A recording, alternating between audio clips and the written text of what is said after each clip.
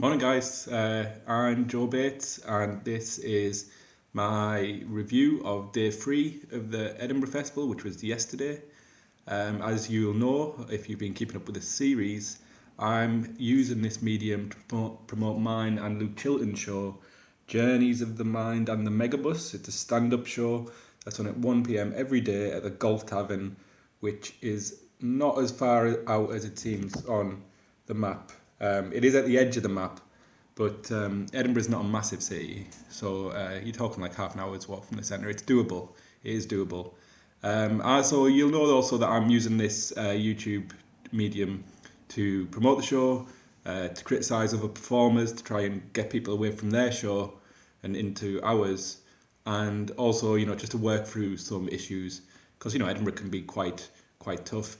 Like I think I'm not going to be the first person to make this comparison, but yesterday it came home to me that like Edinburgh is exactly like university. It's exactly like my time at university.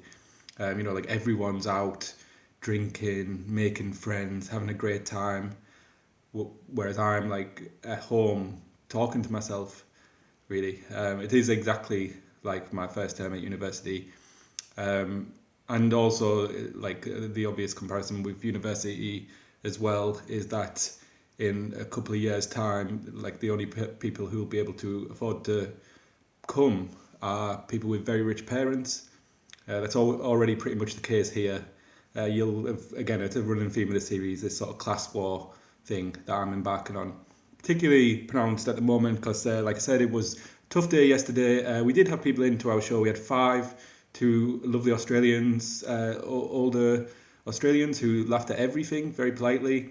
A fellow performer who seemed mildly amused, put in effort considering he'd heard it all before and was there as a favour. And a Welsh girl and a Greek guy who, the Welsh girl was into it for a bit. The Greek guy looked just like he was traumatized by the whole thing. It's particularly, he was laughing at some bits, but then he just looked very, very bored or sometimes very anguished. Like he'd have his head in his hands at some point particularly during my bit. And I don't know, that didn't seem like positive feedback. Like I was you hope that he might be just like, because I talk a lot about British politics. So hopefully he was just like, oh, how can you complain about British politics? It's so much worse in Greece. But more likely, he just wasn't enjoying it, which would have been fine had he not been. Like there was five of them, so it was quite easy to get a read on every single person in the room. But yeah, it was decent performance. Like the Australian people made up for it with their laughter, and that was nice. I think we've got a really good show, so it's coming together. Please come to our show. Please come to our show. Also, yesterday was tough because I did my most flyering so far.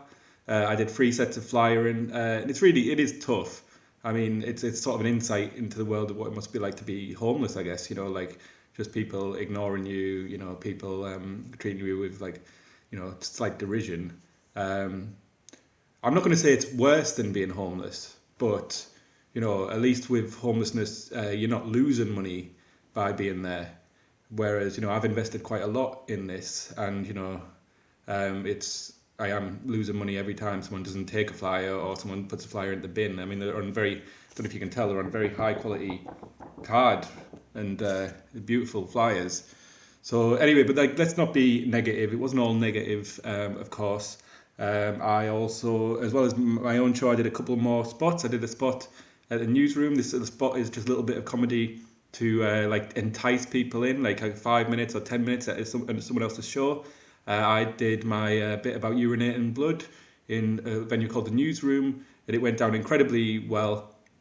Luckily, like people, the Edinburgh crowd seems to really enjoy my descriptions of my own ill health, and yeah, I gave out loads of flyers at the end. There was a much more established performer on called Simon Kane, again very posh, and doing like pointing out the things in the room, like pointing out like, oh, I demanded this on my contract, that this room, I like he basically played along with how ridiculous the room was set up, which a lot of comedians do. Not that he did it very well, but he got a much better reaction.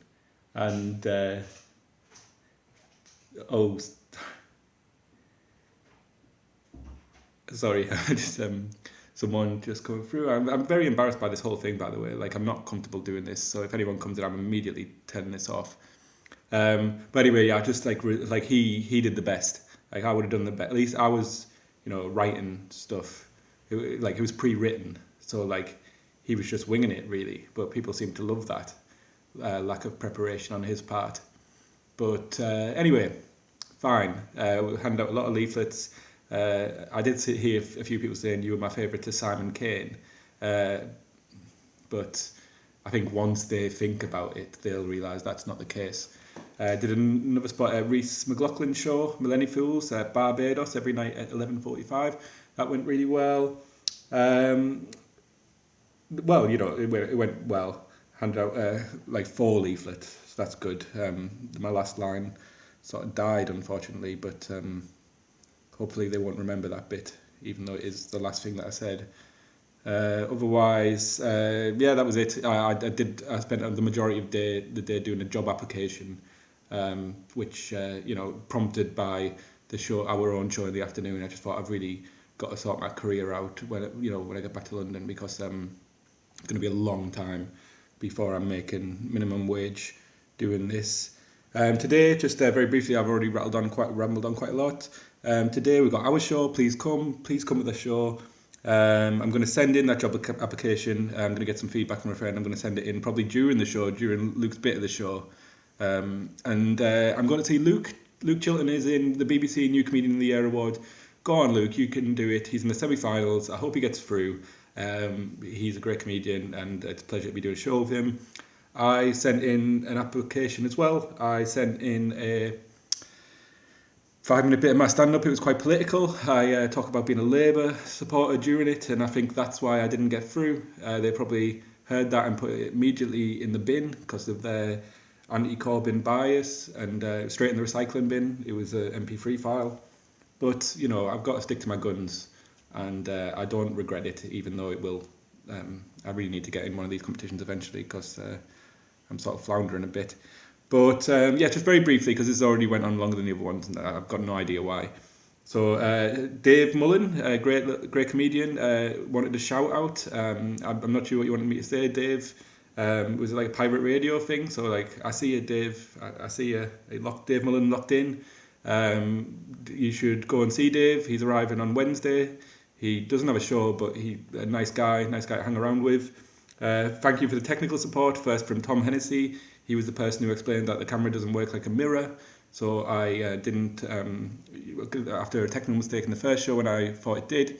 And thanks to Patrick Leonard, who told me that I need to bring this closer so people can actually see it. And hopefully that might explain why we have a limited audience so far. So fingers crossed, the fact that I just brought it closer, Patrick, we'll have a packed house today. Come on, we can do this. So I'm off Outflying now. Very packed day. I'll let you know how I get on tomorrow. Everyone have a good fringe. Bye.